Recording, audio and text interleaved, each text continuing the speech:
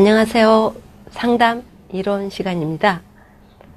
지난 시간에 인간 중심 상담 이론 쪽 살펴봤죠. 오늘 이 시간은 인지행동 상담 이론 쪽, 인지행동, 앨리스의 인지행동 상담, 어떻게 인지가 우리의 행동을 변화시키는지 오늘 이 부분에 대해서 살펴보기로 하겠습니다. 자, 이렇게 인지행동 상담 이론. 그래서 이 인지, 행동 상담에 대한 학습 목표를 살펴보겠습니다. 인지행동 상담.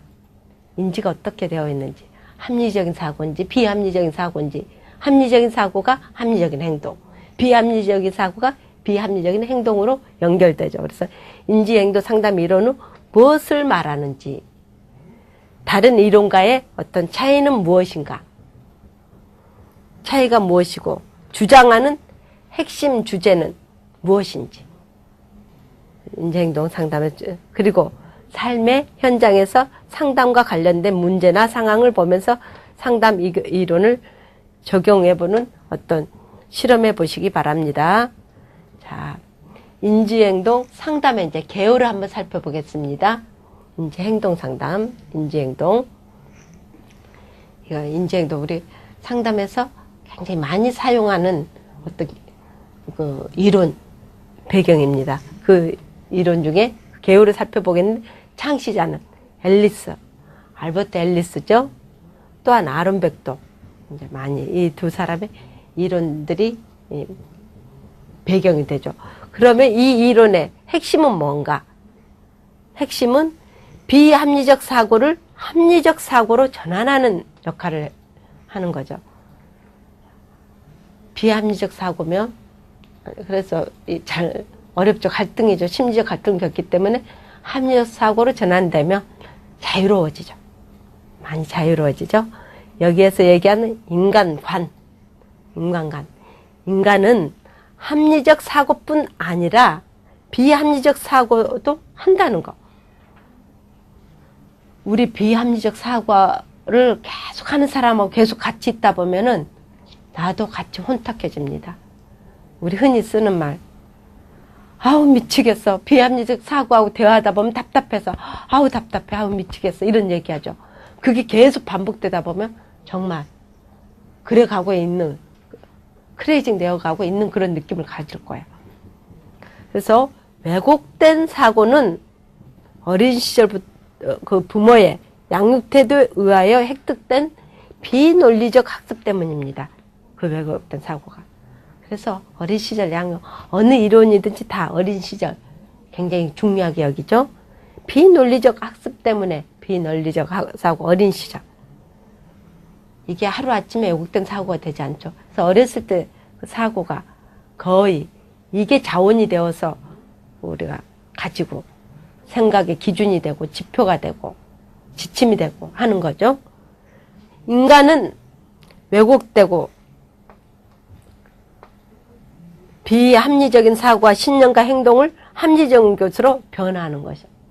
그래서 왜곡되고 비합리적인 사고를 우리가 변화시키는 게 이게 중요한 역할을 하는 거죠. 자, 그 다음에 앨리스의 합리 정서 행동 상담. 합리 정서. 이게 다 합리적인 정서. 이게 주요 개념이 뭐냐? 비합리적 신념은 어떤 게 우리가 비합리적 신념일까요? 사람들이 정서적인 문제를 겪는 이유는, 어려움을 겪는 이유는 비합리적인 방식으로 사건을 지각하고 또 받아들이기 때문에, 비합리 사고로. 그 비합리적인 게 기준이 되다 보니까 우리는 좋은 말로, 참 좋은 의미에서 얘기했는데 상대는 왜곡된 사고로 받아들여서 좋은 의미를 나쁜 의미로 받아들이는 거죠. 비합리적으로 사고하고 지각하고. 그래서 모든 사물을 어떻게 지각하냐, 이게 참 중요해요.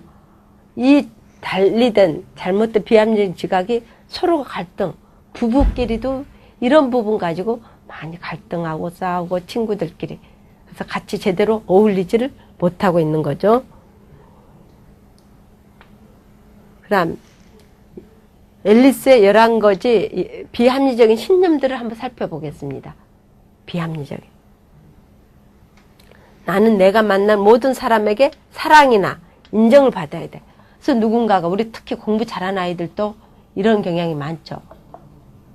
그냥 나의 특성으로 받아들이면 괜찮은데 뭔가 조그만 단점 지적하게 되면 그걸 못 견뎌하는 거죠. 그리고 이 공부 잘하는 아이들이 나는 성적이 나쁘면 안 돼. 누구보다도 뒤떨어지면 안 돼. 이런 사고로 가지고 있어서 성적이 어쩌다 잘못 나오면 힘든 선택을 하는 경향도 있죠. 나한테는 다 사랑해야 돼. 나한테는 다 잘해야 돼. 감히 너가 나한테 잘못해? 이런 비합리적인 모든 사람은 이런 게. 어떤 사람은 사악하고 나쁘며 악랄하기 때문에 비난과 벌을 받아야 마땅해. 그래서 사람 딱 규정 지어버리죠. 너는 나쁜 아이니까 나하고 놀면 안 돼. 뭐 이런 식으로. 쟤하고 놀지 마. 뭐 이런 식으로. 우리는 어떻게 이제 사람한테 피해를 주고 해를 끼친 거는 나쁜 거, 악한 행동이지만 그 사람의 특성, 나하고 맞지 않다고 해서 넌 나쁜 아이야. 이렇게 규정 지면 안 됩니다. 근데 나하고 조금 특성이 다르다고 해서 우리가 나쁘게 제외시 해버린 경향이 있죠. 이런 게 전부 다 우리가 비합리적인 거. 내가 원하는 대로 일이 되지 않는 것은 내 인생에서 큰 실패를 의미하는 거. 내가 원하는 대로 가지 않아. 우리 원하지 않으면 또 다시 시도해서 또 가고 또 도전해서 가야 되는데 우리가 주도 면밀하게 탁탁탁 되지 않으면 막 못 견뎌하죠. 못 견뎌하고. 그래서 이런 거. 불행은 내가 통제할 수 없는 상황에 의해 발생한다. 불행도 내가 이제 통제할 수 있어야 됩니다. 불행도 내가 선택하는 거고 우리가 행복도 내가 선택한다 그랬죠. 또 위험하거나 두려운 일이 내게 일어나는 큰 해를 끼칠 것이 항상 미리 우리 위험하거나 두려운 일이 오면은 그걸 해결해서 나아가면 되는 건데 미리 걱정하죠. 우리 걱정 심리 이것도 다 어렸을 때 우리가 학습되어진 게 많습니다. 걱정 심리가 우리가 생성된 거야. 부모가 날마다 아이 내 어린 시절에 안고 걱정하는 거야. 필요 없는 걱정, 미리 두려워하고 염려하고 쓸데없는 걱정 얘기했죠. 하루에 5만 가지 걱정, 필요 없는 하루에 5만 가지 걱정을 한다는 거야. 미리 걱정하는 거. 이런 항상 걱정하는 거. 표현. 어떤 난관이나 책임은 부딪혀 해결하려 하기보다는 피하는 게 더 쉽다. 잠시 어떤 문제가 있으면 잠시 잠복해서 지구를 떠났다 오고 싶은 거. 해결하고 그래요. 이런 게 우리가 겪으면서 더 큰 사람이 될 수 있다. 이런 게 아니고 겪음으로써 우리가 단단해지고 이런 게 아니고 나한테는 어떤 고통도 오면 안 돼. 나한테는 어떠한 또 와서는 안 돼. 이럴 때 피해버리려고 하는 거. 피한 게 더 쉽게 생각하는 사람. 그 다음에 나는 어느 정도는 다른 사람에게 의존해야 하며 나를 돌봐줄 수 있는 사람이 주위에 있어야 돼. 우린 독립적인 인간입니다. 때로는 도움도 필요하겠죠. 그러나 꼭 있어야 되는 거는 그래야만 된다. 이런 생각. 의존적인 것은 이런 비합리적인 사고죠. 자, 그 다음에 과거의 영향은 결코 사라지지 않으며 과거의 경험과 사건은 현재 나의 행동을 결정한다. 우리가 이거를 이제 만들어가면 되죠. 이끌어가면 되죠. 나는 다른 사람의 문제나 고통을 나 자신의 일처럼 아파해야 한다. 우리가 그걸 같이 몸으로 느끼면 안 돼. 이해하고 공감하는 거지만 같이 이렇게 하면 안 돼. 같이 그대로 가져가면 안 되겠죠. 모든 문제는 완벽한 해결책이 있으므로 그 해결책을 찾아야 한다. 그렇지 않으면 결국 큰 혼란에 빠질 것이다. 우리가 완벽이라는 건 완벽의 해결은 좋죠, 그러면. 그러나 완벽까지 가기 어려운 과정을 중시 여길 때가 또 때로는 많다는 거. 그래서 어떤 과정으로. 자, 인지행동에서 볼 때 심리적 문제의 발생 원인을 어디에 두냐? 발생의 원인은 비합리적 신념의 학습에서 온다는 거. 비합리적인 신념의 학습. 이건 뭐냐? 아동기 동안 중요한, 특히 타인, 부모 등의 제 어떤 양육자. 여기 빠졌네. 등의 양입니다. 양. 잘 안 써지네요. 양입니다. 양육자에 의해서 비합리적 신념을 학습하게 된 것입니다. 이게 심리적 문제 발생. 봐요. 다 어느 이론이든지 어린 시절 부모. 그래서 부모가 제1의 스승이죠. 특히 또 우리 교사, 어린 영유아 교사부터 대학 어떤 가르친 교육자 있지만 가장 중요한 교육자는 어린이집 교사입니다. 어린이집 교사가 가장 건강한 인성을 가진 사람이어야 됩니다. 왜? 그들이 우리 아이들에게 아동기 때 감정 양식과 삶의 패턴, 어떤 삶의 어떤 시스템 구조와 이런 것을 만들어주는 가이드 역할을 하는 사람이잖아. 그렇기 때문에 이 교사, 이 양육자, 이게 참 중요합니다. 그래서 이 신념은 자기의 암시와 반복의 과정을 통해서 패배적 신념을 더욱 확고하게 만드는 것입니다. 그래서 역기능적 행동이 나오는데 잘못된 그 비합리적인 것이 나한테 계속 암시되어서 나한테 주문처럼 되어버린 거예요. 주문처럼 되어서 나의 삶을 통해서 살아가는 과정에 자리를 잡게 되는 거죠. 이러한 거에 의해서 역기능 행동이 나오는 것입니다. 그래서 현실에서 뭐뭐 하지는 안 된다는 강박적 신념. 강박적 신념. 이게 굉장히 심리적으로 굉장히 문제를 일으키죠. 강박적 사고가. 그러면 항상 불안하고 긴장감. 절대적으로 하지 않으면 안 된다. 이거 반드시 하지 않으면 안 돼. 이거 강박적 사고. 반드시 뭐뭐 해야 돼. 당연히 해야 돼. 감히 나한테 이러면 안 되지. 이런 게 어떻게 보면 다 이런 사고에 의해서. 다음 페이지로 비합리적 신념의 결과. 이런 비합리적 신념이 주는 결과는 어떤 결과를 초래하나? 굉장히 비생산적, 파괴적인 행동으로 연결이 됩니다. 비생산적이면서 파괴적인 비합리적 신념이 이렇게 무서운 삶의 결과로 갈 수 있습니다. 아주 파괴적인 나의 삶. 생활면은 스스로 비하시키게 되고, 비합리사고, 아주 비관적이고, 비하시키고, 항상 의기소침하게 되고, 또한 타인도 무시하게 되고, 정서적인 면으로 본다면 분노가 많습니다. 왜? 대인 관계 속에서 소통이 잘 되지 않았기 때문에, 왜곡되었기 때문에 소통이 안 돼요. 그러다 보니까 분노, 이런 우울, 불안, 이런 부정적인 정서 상태가 계속 반복되다 보니까 내 자신에 머물러 있게 된다는 것입니다. 그래서 이런 비합리적인 사고가 오는 이런 결과가, 이런 엄청난 결과로 가죠. 그럼 이쪽에서 우리 인지행동 상담에서 이 강조점은 무엇인가 한번 살펴보겠습니다. 강조점. 인지적 재구성에 초점을 맞춰. 그래서 새로운 인지적 전환이 이루어져야 되겠죠. 재구성. 시스템이 잘못되어 있기 때문에 재구성해서 새로운 합리적인 인지적 구조로. 그래서 내담자의 생각의 틀, 사고의 틀, 생각의 틀이나 내용을 변화시키려는 인지행동 상담의 한 유형이라고 볼 수 있습니다. 이런 생각의 사고의 틀을 바꿔야 되겠죠. 틀이 삼각형이면 삼각형 모양이 나오겠죠. 둥그런 모양, 둥근 모양이 나오고 틀에 맞춰서, 그래서 우리 모양을 만들려면 틀을 잘 만들어 놔야 되겠죠. 먼저 틀이 잘 만들어지고 그 다음에 어떠한 내용을 집어넣냐. 이 원형의 틀이면 원형, 모양이 나오겠죠. 이게 굳어져 버리는 거죠. 근데 이게 우리가 다양한 모양 만들 수가 있잖아요. 거기에 대해서. 그러나 그 내용이 무엇이냐에 따라서 그 정체성이 나오는 거겠죠.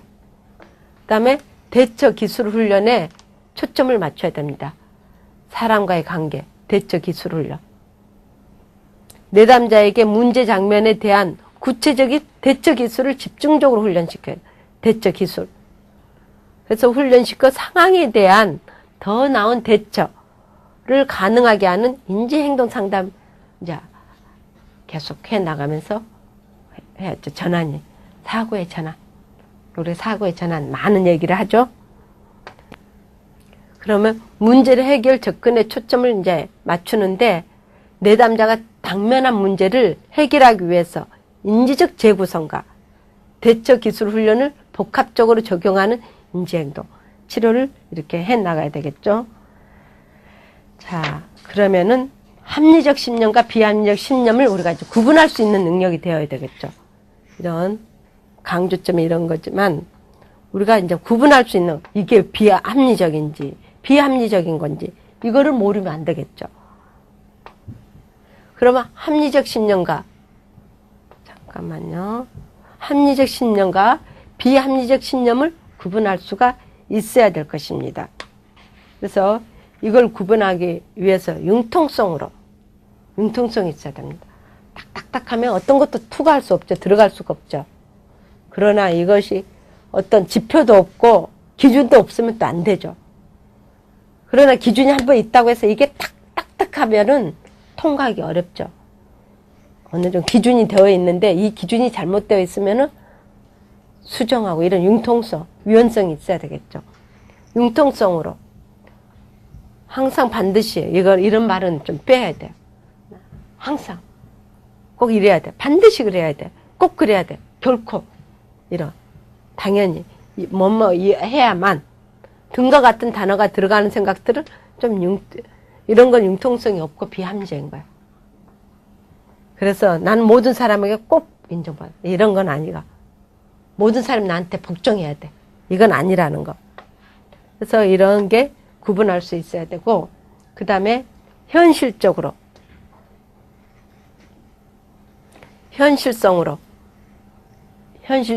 실현 불가능한 사고를 가지고 있으면 안 되죠.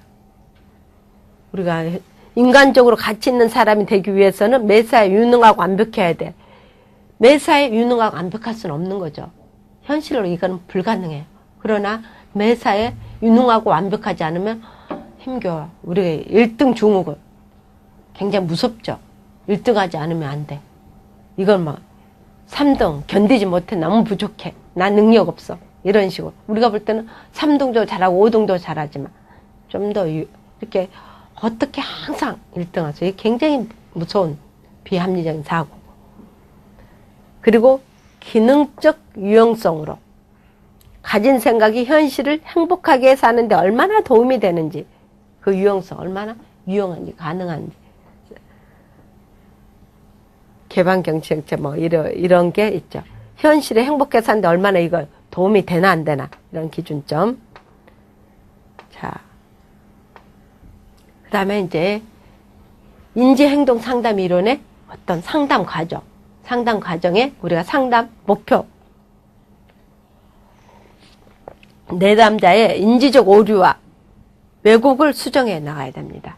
인지적 오류, 또 왜곡된 사고, 이것을 수정하여서 보다 합리적인 인생관으로 갖고 건강하게 살아야 되겠죠. 이게 이제 목표죠.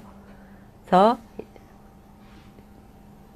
잘못된 지각, 인지적 그 지각이 어떻게 되었나, 어떤 구조로 되었나, 합리적으로 되지 않았으면 이거를 합리적 사고로 이제 인생관을 우리가 건강한 관으로, 합리적 관으로 우리가 바꿔가야죠. 그러면 상담 진행과 과정, 인지행동 상담의 진행과 과정을 보면은 ABCD 이 원리가 상담의 과정인데, 이건 사건 발단에 내담자가 노출되었던 문제, 장면 또는 선행 사건, 인간의 정서를 유발한 어떤 사건이나 현상 또는 행위를 의미합니다. 이 사건에 그래서 실직되었다거나 실현당했다거나 세상과 이승과 저승의 이별, 이러한 사건의 발달을 한번 확인해야 되겠죠. 어렵죠. 실현의 아픔, 또 실직에 대한 고통 다 크죠. 이승과 저승의 이별, 아니면 사랑은 사람과 이별, 뭐 이런 게 어디에 시험에 떨어졌다거나 이런 등등의 문제. 그 다음에 신념 체계. 우리 어떤 비헤이비어 시스템에 대해서 많이 연구 논문들이 많죠. 어떤 그 행동에, 어떤 체계에, 신념, 이런 게 잘못되어 있으면은 여러 가지 문제 장면에 대한 내담자의 신념이나 사고방식 또는 태도를 얘기하는데, 신경증이나 생활에 부적응을 보이는 사람, 이런 신념 체계가 어떻게 되어 있나, 이런 걸 보는 거고, 그래서 오는 결과, 선행사건 때문이라고 내담자가 보고하는 그 정서적 행동적 결과로서 선행적 사건에 대한 해석에 따라 늦게 되는 그 정서적 결과가 어떻게 되었나, 그 사건의 발생이 어떠한 신념 체계로 했더니 결과가 어떻게 가고, 비합리적 사고의 결과가 느끼는 불안, 원망, 비관, 이런 거 등으로. 논박, 비합리적 신념이나 사고, 상념에 대한 도전해 보고 비현실적이고 증명할 수 없을 때 합리적으로 다시 생각하도록 하기 위한 좀 논박이 제기되어야 되겠죠. 여기서 비합리적인 그 사고 신념으로 인해서 어떠한 것이 결과가 나와서 거기에 대해서 이제 논박을 해보고, 만약에 합리적으로 대처했을 때는 어떠한 결과가, 이런 거를 한번 생각해 볼 필요가 있죠. 그랬더니 어떤 효과가, 이펙트가 어떻게 되었는지, 비합리적 신념을 직면하고 철저하게 논박함으로써 합리적 신념을 갖게 된 다음에 느끼게 되는 자기 수용적인 태도와 긍정적 결과. 그래서 이러한 그 사건이 발생이 어떻게 갔던 거, 진행되어서 그 신념 체계가 어떠한 결과로 갔더니 이러한 결과가 나온 거잖아.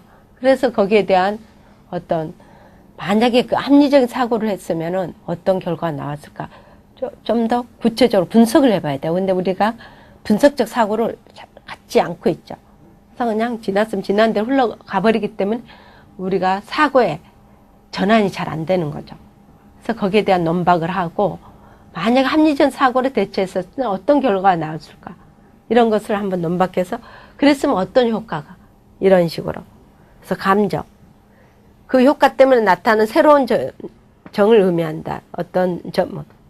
만약에 이렇게 했었으면은 우리가 대체적으로 감정이라는 것은 그 감정에 따른 뒤따른 또 감정이 생성될 때가 많죠. 이 결과로 인해서 잘못된 감정, 뭐 슬픔, 비극. 근데 우리는 거기에 내가 잘못했었던 거, 내 자신에 대한 잘못 대처했던 거에 따른 뒤따른 또 다른 감정이 또 뒤따라요. 그래서 더 화가 날 때도 많아요. 조그마한 문제가 그걸로 인해서 많은 시간을 소모하고 돈을 없애고, 또 조그마한 것이 화를 내다 보면 또 화가 더 커져버리고, 뒤따른 이런 감정, 이런 게 뒤따를 수가 있죠. 그러면은 이런 게 이제 우리가 진행 과정을 했는데, 인지행동치료의 어떤 상담 기법에 대해서 한번 살펴보겠는데, 인지적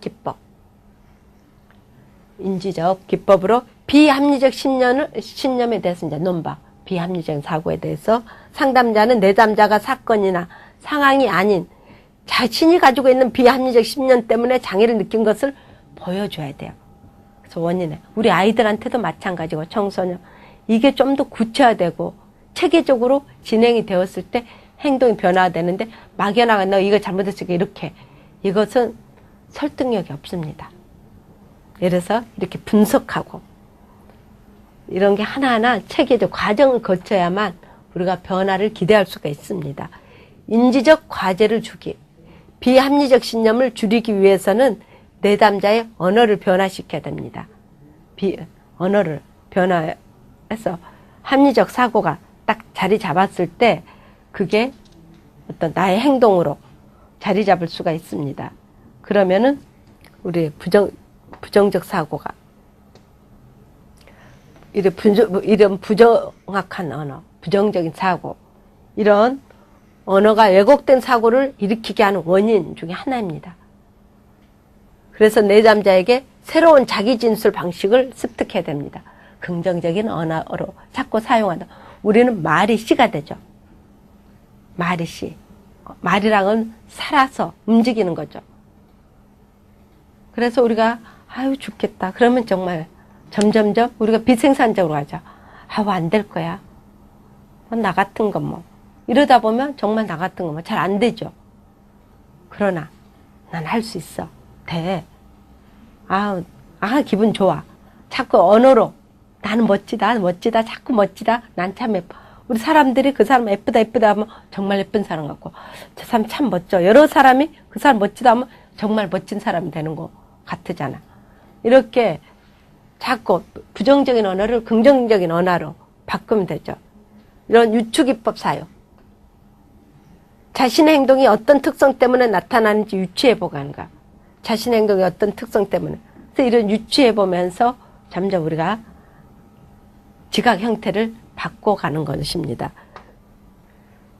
우리 인지 행동 상담 이론에 보면 기법이 세 가지 기법이 있잖아요. 인지적 기법, 정서적 기법, 행동적 기법. 그래서 이제 인지적 기법 했고 그 다음에 정서적 기법을 한번 살펴보겠습니다. 정서적 기법에는 합리적인 정서를 상상해 보는 거예요. 내담자에게 일어날 수 있는 최악의 상황을 상상하게 하고 그러한 상황에 맞지 않는 부적절한 감정을 적절한 감정으로 변화시켜 보는 거예요. 이런 정서를 상상해보고 또 롤플레이를 해보는 거고, 그 다음에 유머를 한번 사용해서 내담자가 필요 이상으로 심각하게 받아들이는 것에 반박하는데 유머를 한번 사용해보고, 그 다음에 행동적 기법을 한번 보겠습니다. 이런 정서적 기법, 그 다음에 행동적 기법으로, 행동적 기법은 내담자에게 어떤 행동을 하게 해서 그의 신념 체계를 변화시키는 거야. 행동으로. 그 증상에서 벗어나, 보다 더 가치 있는 행동으로 할 수 있도록 돕는 기법. 행동을. 그래서 한번 시도를 해보는 거야. 시도를 하고 또 새로운 행동을 통해서 비능력적인 그러한 행동을, 습관을 버리도록 한번 해보는 거고, 한번 실천해보는 거야. 한번 우울이다면 계속 너 우울해봐. 우울 계속 해보게끔 하면은 여기서 벗어날 수 있게끔 그런 것을 경험해서 오는 고통. 그런 걸 또 해보지 않는 거하고 이렇게 비교해봐서. 그래서 미루는 습관을 교정하기 위해서 당장 일을 한번 해봤더니 개운하잖아. 미루고 있으면 우리 머리가 계속 무겁잖아. 그러나 당장 했을 때 얼마나 긴 시간 또 자유로워져. 이런 등등 이런 합리적인 사고를 거쳐서 이거 사람이 얼마나 큰 것처럼 이렇게 생각이 곧 행동으로 바꿔서 한번 검증해 보는 거. 그래서 이런 인지행동치료는 비합리적인 사고를 우리가 인지를 바꿔보는 거죠. 합리적인 사고로. 그 다음에 정서적인 면. 좋은 정서로 자꾸 상상해 가면서 좋은 정서로 바꿔보고 행동도 한번 실질적으로 해보면서 우리가 이 비합리를 합리로 인지적인 지각을 변화시키는 시스템을 변화시키는 이 방법까지 우리가 오늘 살펴보았습니다. 그러면은 다음 시간에 같은 아론백의 인지행동치료를 우리가 다음 시간에 살펴보는 걸 하겠습니다. 이 시간 여기서 마치겠습니다. 네, 안녕히 계세요.